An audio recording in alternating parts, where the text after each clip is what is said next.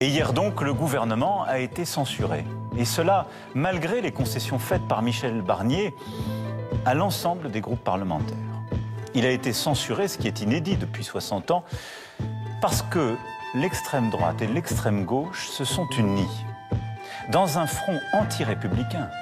Et parce que des forces qui, hier encore, gouvernaient la France ont choisi de les aider.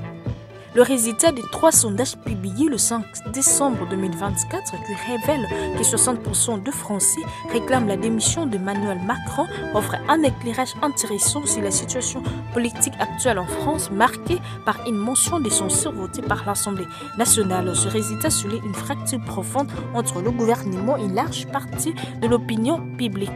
La motion de censure votée par l'Assemblée nationale marque un tournant dans la gestion politique de la France sous Emmanuel Macron. Ce type de motion qui remet en cause la légitimité du gouvernement s'inscrit dans un contexte de mécontentement croissant face aux politiques économiques et sociales. Le président, elle intervient après plusieurs mois de tensions sur de réformes controversées, notamment celles concernant les retraités, le système de santé et les impôts. Les votes de la motion de censure démontrent une contestation forte au sein de l'Assemblée nationale, mais aussi une fragmentation de la majorité présidentielle. Cela suggère que les tensions publiques ne sont plus seulement limitées à l'opposition, mais touchent également les camps gouvernementaux, ce qui peut expliquer une partie de demande de démission d'Emmanuel Macron par 60% de Français. Ces sondages offrent des résultats assez controvergents quant à l'ampleur de la satisfaction populaire envers Emmanuel Macron, mais laissent aussi entrevoir des nuances importantes. Ces sondages montrent que la motion des censures a renforcé un sentiment de rejet du président, particulièrement chez les jeunes et les classes populaires qui estiment que Macron n'a pas tenu ses promesses de réforme sociale et d'amélioration du pouvoir d'achat. Ces sondages présentent une force désapprobation de politique économique du gouvernement. La gestion de l'inflation, des salaires et de la taxation semble être un point de fracture majeur. Beaucoup d'interrogés expriment une perception de déconnexion entre le gouvernement et les réalités quotidiennes de Français. Ces derniers mettent en lumière la confiance croissante envers les institutions, mais aussi la défaillance en particulier vers la présidence, perçue comme inefficace et déconnectée de préoccupations populaires. La question de la transparence des décisions politiques et de la gestion des crises, notamment la gestion des crises sanitaires et la réforme des retraites, est soulevée comme un facteur d'érosion de la confiance. Pourquoi une telle demande de démission d'Emmanuel Macron? Plusieurs facteurs expliquent ces rejets massifs, parmi lesquels la politique économique et sociale. De nombreuses réformes initiées par le gouvernement ont été mal perçues, notamment celles concernant les retraites et la fiscalité, bien que Macron ait souvent souligné la nécessité des réformes structurelles pour la compétitivité de la France. Une grande partie de la population estime que les réformes se font au dépens de plus vulnérables. La gestion de la crise sanitaire et les suites de la pandémie, notamment sur le plan économique, ont renforcé l'impression d'une absence de réponse claire aux difficultés rencontrées par une grande majorité de Français. En outre, la réforme des retraites a été un point de scripture pour de nombreuses catégories sociales, notamment les jeunes et les syndicats. Emmanuel Macron est perçu par beaucoup comme déconnecté de la réalité quotidienne des citoyens. Sa tendance à se placer dans une posture de réformateur en décalage par rapport aux attentes populaires et à créer un fossé de plus en plus visible entre le gouvernement et ses électeurs.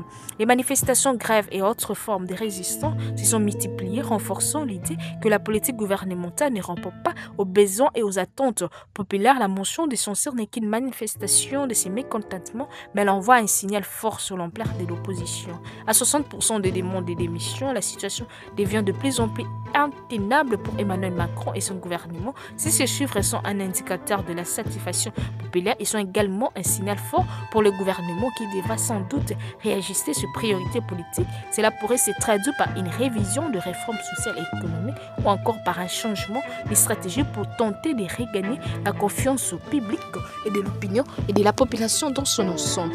Il est également possible que le gouvernement tente de redorer son image en initiant une série de consultations populaires ou en adoptant des mesures populaires et jointes. Cependant, la pression sur Macron pourrait mener à une crise politique plus profonde où la question de légitimité pourrait être mise en jeu, poussant potentiellement à une révision de son mandat. Les résultats de ces sondages témoignent d'une période politique incertaine et de fortes tensions entre le gouvernement et une grande partie de la population française. La demande de démission d'Emmanuel Macron est un signe clair que la population ne veut plus de son gouvernance. Et la mention des censures votées par l'Assemblée nationale reflète cette défaillance croissante. Le gouvernement se retrouve à un tournant crucial de son mandat. Comment répondre à ces contestations sans fragiliser davantage les institutions? La question reste ouverte et influencera certainement la politique française dans le mois à venir. Du côté de la classe politique, la demande de démission d'Emmanuel Macron reflète un profond malaise vis-à-vis de la gouvernance actuelle. Cependant, cette proposition reste divisée. D'un côté, une partie de l'opposition incarnée par la France insoumise considère qu'un changement radical est nécessaire pour restaurer la confiance des citoyens. De l'autre côté, des figures comme Marie Le Pen et Jean-François Copé jugent que la démission du président ne résoudra pas nécessairement la crise politique et que des élections doivent être privilégiées pour donner au peuple le pouvoir de décider. L'incertitude politique en France persiste et la situation actuelle montre que, bien que la démission de Macron soit un souhait pour une grande partie de la population, elle pourrait ne pas être une solution consensuelle. Au contraire, elle pourrait précipiter une période d'instabilité encore plus grande, d'autant plus que le président dispose d'un mandat jusqu'en 2027.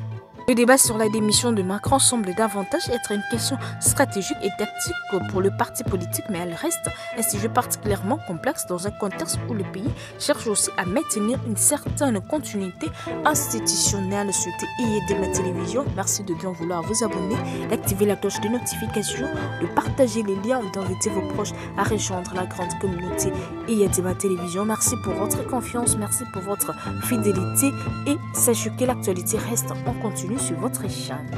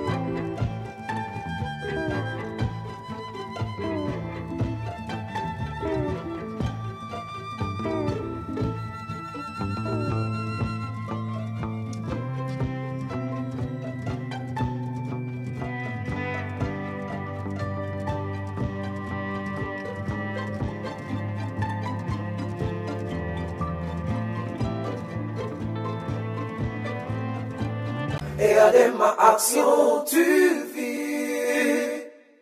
La chaîne sociopolitique et culturelle.